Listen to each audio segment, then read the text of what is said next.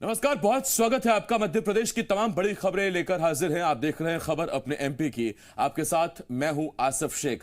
आइए खबरों की शुरुआत करते हैं। प्रधानमंत्री नरेंद्र मोदी ने आज कोरोना संक्रमण की दूसरी लहर और वैक्सीन निर्माण को लेकर राज्यों के मुख्यमंत्रियों से चर्चा की। इस बैठक की जानकारी देते हुए सीएम शिवराज ने बताया कि हमारे वैज्ञानिक लगातार वैक्सीन की सफल परीक्षण में जुटे हुए हैं और बहुत जल्द वैक्सीन आने की संभावना है। बैठक में वैक्सीन आने के बाद टीकाकरण की व्यवस्था पर चर्चा की गई। मध्य प्रदेश भी इसे लेकर तैयारी में लगा है। कोल्ड चेन और उसके साथ टीकाकरण के लिए आवश्यक सभी व्यवस्थाएं और प्रशिक्षण की तैयारी हमने कर ली है। मुख्य सचिव की अध्यक्षता में एक राज्य स्तरीय समिति बनाई गई है। जिला और ब्लॉक स्तर पर हम टास्क फोर्स बना रहे हैं। वहीं सीएम शिवराज ने वैक्सीन आने के बाद भी लोगों से सतर्कता बरतने और मास्क पहनने की अपील की है। आज माननीय प्रधानमंत्री जी ने सभी मुख्यमंत्रियों की एक बैठक ली, विशेष रूप से इसलिए कि जब वैक्सीन बन के आ जाए तो तत्काल वैक्सीनेशन का काम, टीकाकरण का काम हम सभी राज्यों में अपनी जनता के लिए कर सकें। हमने कोल्ड चेन स्पेस, वैक्सीन परिवहन, नवीन कोल्ड चेन फोकल पॉइंट का विस्तार, कोल्ड चेन उपकरण condemnation, dry store, cold chain store की मॉनिटरिंग और हमारे जो वैक्सीन टीकाकरण करने वाले जो हमारे कार्यकर्ता रहेंगे, स्वास्थ्य कार्यकर्ता, उनकी ट्रेनिंग, इसका काम व्यापक पैमाने पर प्रारंभ कर दिया है। ग्वालियर में कोरोना संक्रमण को लेकर कलेक्टर ने नई गाइडलाइन जारी की है, जिसके तहत शहर के बाजार रात 8 बजे बंद करने का फैसला किया गया है। इसके अलावा शादी समारोह में 100 से ज्यादा लोगों के शामिल होने के लिए एसडीएम से अनुमति लेनी होगी। रेस्टोरेंट और खान पान की सेवाएं रात 10:30 बजे तक ही जारी रहेंगी। इसके अलावा लोगों में कोरोना को लेकर जागरूक करने के लिए कड़े कदम उठाए जा रहे हैं। मास्क न पहनने वालों पर 500 रुपए तक का जुर्माना लगाया जाएगा। इसके अलावा सार्वजनिक स्थान पर थूकने पर 1000 रुपए का जुर्माना देना होगा।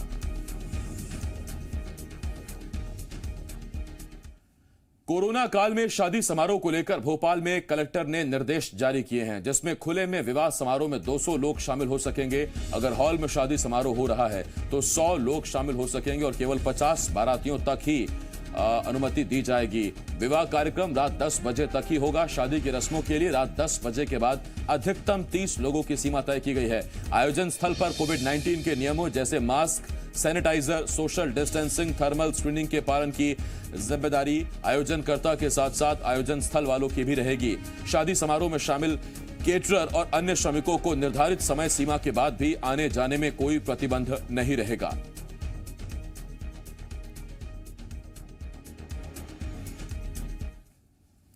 भोपाल में गैस त्रासदी की बरसी से पहले के संगठनों ने कोरोना क्षति को लेकर मुआवजे की मांग की है। संगठनों का कहना है कि कोरोना का सबसे अधिक दुष्प्रभाव गैस पीड़ितों पर पड़ा है। इनका दावा है कि आम लोगों के मुकाबले गैस पीड़ितों पर कोरोना का प्रभाव 6.5 गुना अधिक हुआ। भोपाल में कोरोना से हुई मौतों में 56% मौतें गैस पीड़ित लोगों की हैं। लिहाजा संगठनों ने 90% गैस पीड़ितों को अस्थायी रूप से क्षतिग्रस्त मानते हुए 25,000 रुपए मुआवजे की मांग की है। आधिकारिक दस्तावेजों में ये दर्शाया है कि जिले की आबादी में, गैस पीड़ित आबादी में कोरोना की वजह से मृत्यु का दर 6.5 गुना ज्यादा है जब आप उनकी तुलना करें उन लोगों से जिनको गैस नहीं लगी है। 450 मौतों में से 254 मौतें गैस पीड़ितों की हुई हैं, यानी कि 56% मौतें गैस पीड़ितों की हुई हैं, जबकि उनकी जनसंख्या इस जिले में मात्र 17% है। मध्य प्रदेश में फिल्म की शूटिंग को लेकर बड़ा फैसला किया गया है। खरगोन के महेश्वर में शूटिंग को लेकर जिला प्रशासन ने बड़ा फैसला किया, जिसके मुताबिक अब फिल्म की शूटिंग के दौरान सरकारी कैमरे का इस्तेमाल भी होगा और उसकी निगरानी एक समिति करेगी। Web series a suitable boy में दिखाए गए दृश्यों पर आपत्ति के बाद जिला प्रशासन ने यह कदम उठाया है। महेश्वर में कई बड़े बैनर की फिल्मों की शूटिंग हुई है।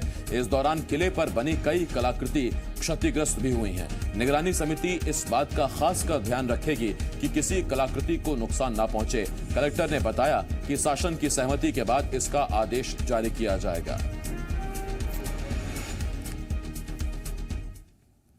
Web series a suitable boy को लेकर छिड़े विवाद के बाद पूर्व संस्कृति मंत्री सुरेंद्र पटवा का कहना है कि इस मामले में कहां चूक हुई यह देखने की जरूरत है। उन्होंने कहा कि आने वाले वक्त में शूटिंग की पूरी रिकॉर्डिंग हो और कहीं भी ऐसी बात हो तो उस पर फौरन एक्शन लिया जाए। वहीं कांग्रेस का भी कहना है कि धार्मिक स्थलों का इस तरह से इस्तेमाल नहीं होना चाहिए। किसी की भी धार्मिक भावनाओं को आहत नहीं किया जाना चाहिए।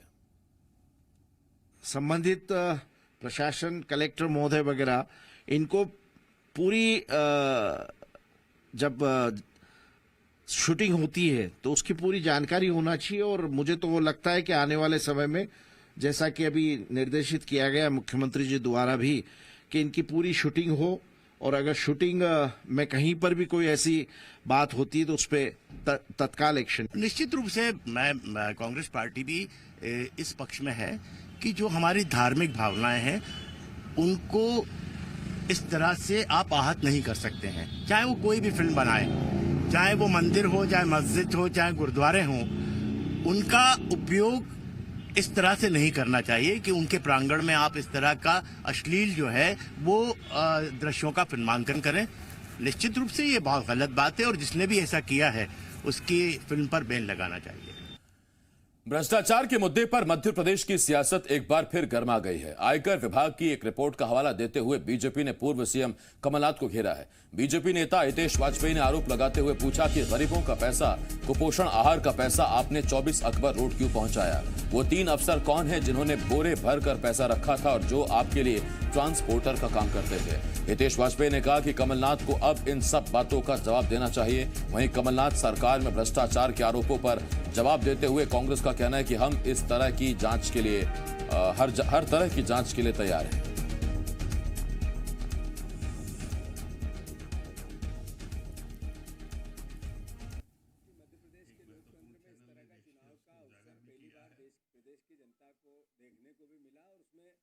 मतदान देकर रिजल्ट और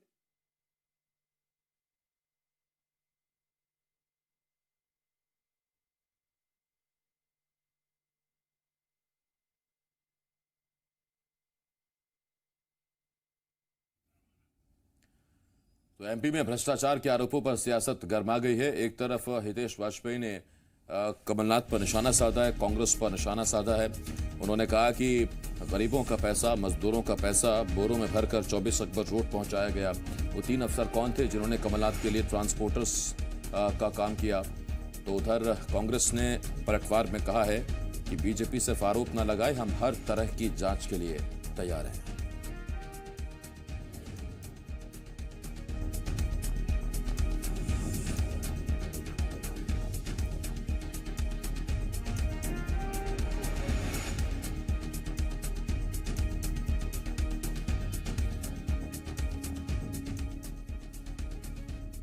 तो भ्रष्टाचार के आरोप पर मध्य प्रदेश की सियासत गरमाई हुई है। डॉक्टर हितेश वाजपेयी, नेता बीजेपी, उन्होंने गंभीर आरोप कमलनाथ पर लगाया है और उन्होंने कहा कि गरीबों और मजदूरों का पैसा बोरों में भरकर 24 अकबर रोड पहुंचाने वाले अधिकारी कौन से थे? वो 3 अधिकारी कौन थे जो कमलनाथ के लिए ट्रांसपोर्टर्स का काम कर रहे थे? इस पर कमलनाथ को जवाब देना चाहिए।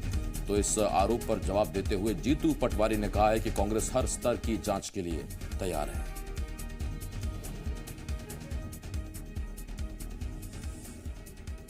मध्य प्रदेश में 28 सीटों पर उपचुनाव हुए, नतीजे आए। 28 में से 19 सीटें जीतकर बीजेपी ने अपनी सरकार बरकरार रखी और अब चुनावी आरोप प्रत्यारोप के बाद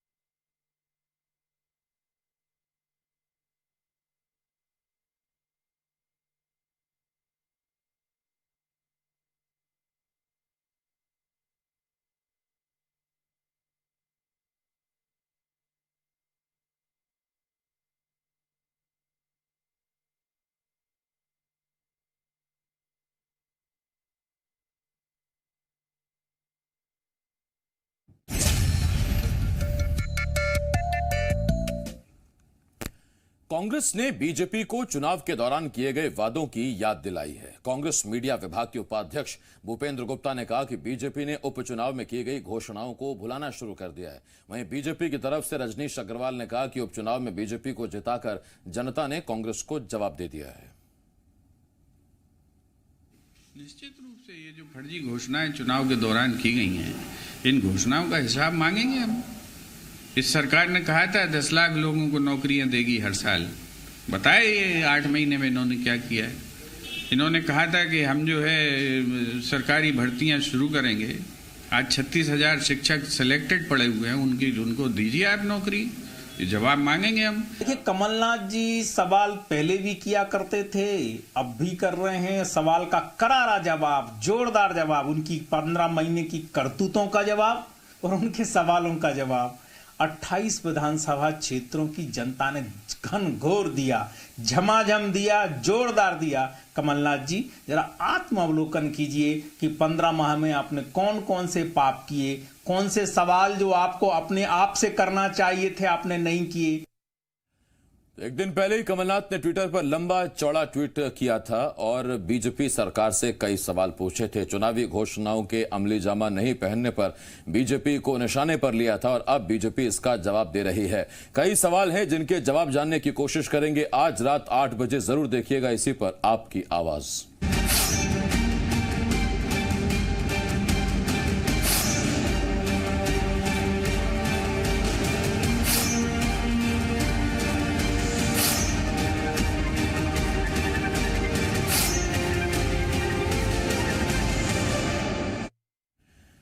उपचुनावों में 19 सीटें जीतने के बाद बीजेपी सत्ता में बनी हुई है, लेकिन 3 मंत्रियों को हार का सामना करना पड़ा था, जिसमें सुमावली से ऐदल सिंह कंसाना, दिमनी से गिरिराज दंडोतिया और डबरा से इमरती देवी का नाम है। हार के बाद कंसाना ने पहले ही अपना इस्तीफा सौंप दिया और अब दंडोतिया ने भी मंत्री पद से इस्तीफा दे दिया है। लेकिन महिला एवं बाल विकास मंत्री इमरती देवी हारने के बावजूद इस्तीफा नहीं देने पर अड़ी हैं। नियम के मुताबिक पदभार ग्रहण से 6 महीने तक पद पर बना रहा जा सकता है। इस हिसाब से इमरती देवी का कार्यकाल 2 जनवरी तक है, लेकिन नैतिक रूप से हार से तुरंत बाद इस्तीफा देने की परंपरा रही है। खबर इसलिए अहम है क्योंकि इमरती देवी ने चुनाव प्रचार के दौरान बयान दिया था कि वो चुनाव हारने के बाद भी मंत्री बनी रहेंगी। ऐसे में अब जब इमरती को हार का सामना करना पड़ा तब ये सवाल अहम हो गया था कि आखिर इमरती देवी अपने पद से इस्तीफा कब देंगे। 26 नवंबर को शिवराज कैबिनेट की बैठक होनी है। कंसाना और दंडोतिया तो इसमें शामिल नहीं होंगे, लेकिन सवाल इमरती देवी पर अटका है कि क्या इमरती देवी चुनाव हारने के बाद भी कैबिनेट बैठक में शामिल होंगी या उनसे पहले मंत्री पद से इस्तीफा ले लिया जाएगा। डबरा से बीजेपी प्रत्याशी रही इमरती देवी के चुनाव हारने के बाद भी मंत्री पद से इस्तीफा नहीं देने को कांग्रेस ने मुद्दा बना लिया है। कांग्रेस ने सवाल पूछा है कि चुनाव हारने के बाद भी इमरती देवी ने महिला एवं बाल विकास मंत्री के पद से अब तक इस्तीफा क्यों नहीं दिया। कांग्रेस ने आरोप लगाया कि ऐसी जानकारी भी मिली है कि उनके विभाग में अभी कुछ बड़े टेंडर होना बाकी है, इसीलिए वो अभी इस्तीफा नहीं दे रही हैं। वहीं बीजेपी ने इमरती देवी का बचाव किया है। बीजेपी प्रवक्ता रजनीश अग्रवाल ने कहा कि देश कांग्रेस के नहीं बल्कि बाबा आंबेडकर के संविधान से चलता है। शपथ लेने वाला मंत्री 6 महीने तक बिना निर्वाचित हुए पद पर रह सकता है। इमरती देवी के इस्तीफा नहीं देने के पीछे एक वजह तो ये आ रही कि उनके आका ज्योतिरादित्य सिंधिया ने अभी तक इशारा नहीं किया। दूसरी ये आ रही कि उनका विभाग बड़ा है और कई टेंडर होना है, कई बड़े बड़े काम होना है, तो शायद इसलिए इस्तीफा नहीं दिया। कांग्रेस मांग करती है कि अब वो चूंकि विधानसभा चुनाव हार चुकी है, जनता की अदालत में ने उनको पराजित किया है, तो निश्चित तौर पर अब उनके विभाग के जितने भी काम है वो सब रुके जाना चाहिए। निर्णय लेने का उनका अधिकार छीना जाना चाहिए। हमारी जानकारी में सामने आ रही है कि कई बड़े बड़े टेंडर अभी अगले कुछ दिनों में होना है, शायद इसलिए वो इस्तीफा नहीं। तो क्या कांग्रेस के घर का संविधान है इस देश में? संविधान बाबा साहब अम्बेडकर का है और संविधान ये अनुमति देता है कि उनके जब तक शपथ के 6 महीने पूरे नहीं हो जाते, निर्वाचन के अलावा अगर वो निर्वाचित नहीं हुए तो वो मंत्री रह सकते हैं। मुझे लगता है कि कांग्रेस को संविधान फिर से पढ़ लेना चाहिए। ना ये राहुल बाबा की सोच समझ से बना संविधान है और ना ही उनका जेबी संविधान है। सर, मेगांव विधानसभा सीट पर कांग्रेस को मिली हार के बाद आज भिंड में जिला कांग्रेस कमेटी की बैठक की गई। बैठक में पूर्व मंत्री और लाहार विधायक डॉक्टर गोविंद सिंह और अन्य कई कांग्रेसी नेताओं के खिलाफ निंदा प्रस्ताव पारित किया गया। मेगांव उपचुनाव में भीतरघात को लेकर यह निंदा प्रस्ताव लाया गया था। 114 पदाधिकारियों ने गोविंद सिंह पर कार्रवाई का समर्थन किया, जिसे लेकर बैठक में जमकर हंगामा हुआ। जिला अध्यक्ष ने कहा कि गोविंद सिंह को 6 साल के लिए निष्कासित करने का प्रस्ताव पीसीसी को भेजा जाएगा। बैठक में कांग्रेस जिला अध्यक्ष जय श्री राम बघेल, पूर्व विधायक हेमंत कटारे समेत कई कांग्रेस नेता शामिल हुए।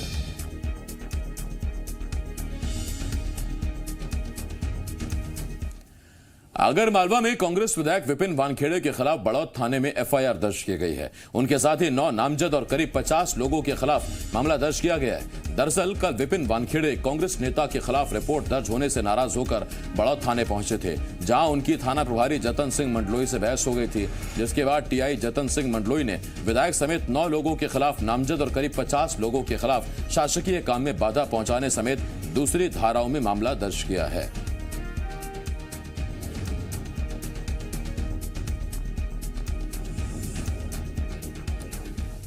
एमपी सरकार किसानों की आय बढ़ाने और प्रदूषण के खिलाफ मेगा प्लान बनाया है। पराली को लेकर शिवराज सरकार ने 1 पंथ 2 काज की तैयारी की है। शिवराज सरकार किसानों से पराली खरीदेगी और ईंधन बनाएगी। कृषि मंत्री कमल पटेल ने कहा कि पराली बेचकर किसानों को आर्थिक मजबूती मिलेगी। एमपी सरकार बायोगैस प्लांट बनाएगी और पराली के जरिए ईंधन बनाया जाएगा।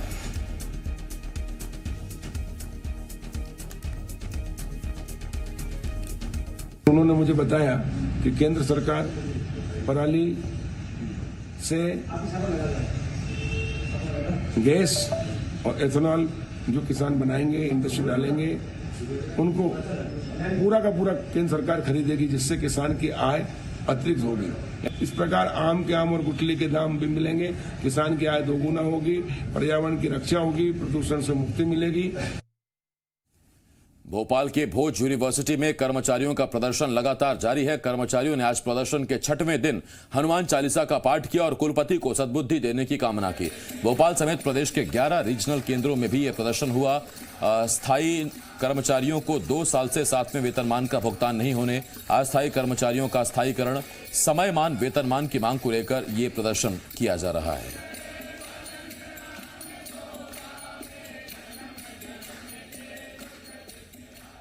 भोपाल से तस्वीरें इस वक्त हम आपको दिखा रहे हैं, जहां भोज यूनिवर्सिटी के कर्मचारियों ने प्रदर्शन किया। यहां स्थायी कर्मचारियों को 7वें वेतनमान का अब तक भुगतान नहीं होने और अस्थायी कर्मचारियों के नियमितीकरण यानी स्थायीकरण, इसके अलावा समयमान वेतनमान की मांग को लेकर कर्मचारी प्रदर्शन कर रहे हैं। सभी रीजनल सेंटर्स पर भी प्रदर्शन हुए हैं। ग्वालियर में मानवता को शर्मसार कर देने वाली तस्वीर सामने आई है। यहां एक मानसिक विक्षिप्त महिला को कुछ लोगों ने खंबे से बांध दिया।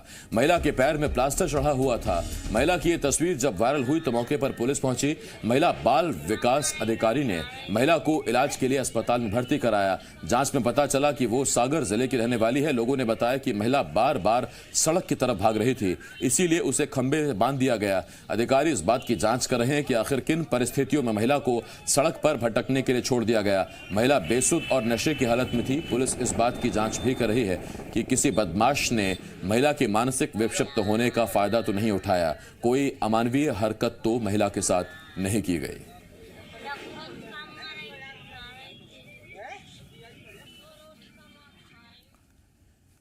कहते हैं प्रतिभा अपनी पहचान खुद बनाती है, वो संसाधन की मोहताज नहीं होते। संघर्ष की कुछ ऐसी ही कहानी है भोपाल के अनमोल अहिरवार की। झुग्गी में रहने वाले गरीब परिवार के अनमोल ने आईआईटी की परीक्षा पास की। माता पिता झुग्गी में ही चाय पान की गुमटी लगाते हैं और जो कमाई होती है उससे घर का खर्च चलाते हैं। उन्होंने बेटे की पढ़ाई की ललक को देखते हुए उसकी पढ़ाई में कोई कमी नहीं होने दी।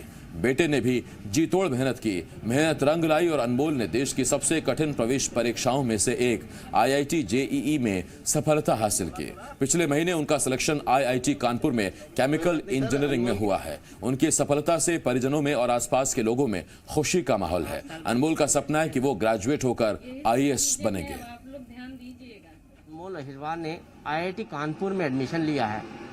अनमोल की कहानी इसलिए बताना जरूरी है क्योंकि ये प्रेरणा है उन लोगों के लिए जो कई ऐसो आराम वाली व्यवस्था में रहते हैं, पढ़ाई करते हैं लेकिन सक्सेस नहीं होते। लेकिन एक झुग्गी में रहने वाला अनमोल, जिसके माँ बाप पान और चाय की गुमटी लगाते हैं, 5-6 हज़ार रुपये महीना जो है जीवनचर्या के लिए कमाई करते हैं और उसी में अपने बच्चे को पढ़ा रहे हैं। उस अनमोल ने माँ बाप की इस कड़ी मेहनत का जो फल दिया है वो आईआईटी में एडमिशन के जरिए दिया है। बेहद कठिन एग्ज़ाम के जरिए आईआईटी कानपुर में अनमोल का एडमिशन हुआ है और अब अनमोल पढ़ाई कर रहे हैं आईआईटी कानपुर में। जो पूरी सफलता है ये कैसे आपने पाई है और इसके पीछे कौन कौन लोग हैं और आखिर आपने ये सब करने के लिए जो है क्यों ठाना कि आपको आईआईटी में जाना है, आपको एडमिशन करना है और ताकि आपकी इस परिस्थिति से आप अपने परिवार को और अपने आप को निकाल पाए आगे? सर, मैं अपने स्कूल के टीचर लोग को और प्रिंसिपल सर को बहुत बहुत धन्यवाद कहना चाहूँगा। 10th तक तो मुझे सर मालूम नहीं था कि आईआईटी जैसा भी कोई एग्ज़ाम होता है, फिर आईआईटी कोई कॉलेज होते हैं, लेकिन फिर सर लोगों ने बताया, सर लोगों ने प्रेरित किया, बताया कि कॉलेज होता है, आईआईटी वगैरह अच्छी लाइफ होती है। सर पूरा सहयोग सर मेरे घर वालों ने किया है, मेरी मम्मी मेरे पापा ने पूरा सपोर्ट किया है सर, फुल सपोर्ट। वो नहीं करते तो सर नहीं कर पाता शायद मैं। हाँ सर, उन्हीं का सपोर्ट है सर, भाई ने किया है सर मेरे। चाय और पान की दुकान लगाने वाले माँ बाप जो महज 5-6 हज़ार रुपये महीना कमाते हैं, आईआईटी का एग्ज़ाम क्रैक किया और अब आईआईटी में एडमिशन लेकर वो अपने उद्देश्य की तरफ आगे बढ़ रहे हैं और आईएएस बनना चाहते हैं। कैमरा पर्सन लवनी शेनी के साथ विवेक पटिया, जी मीडिया भोपाल। यहाँ एक छोटे से ब्रेक के लिए हमें रुकना होगा। ब्रेक के बाद छत्तीसगढ़ की तमाम बड़ी खबरें बहुत जल्द लौट रहे हैं।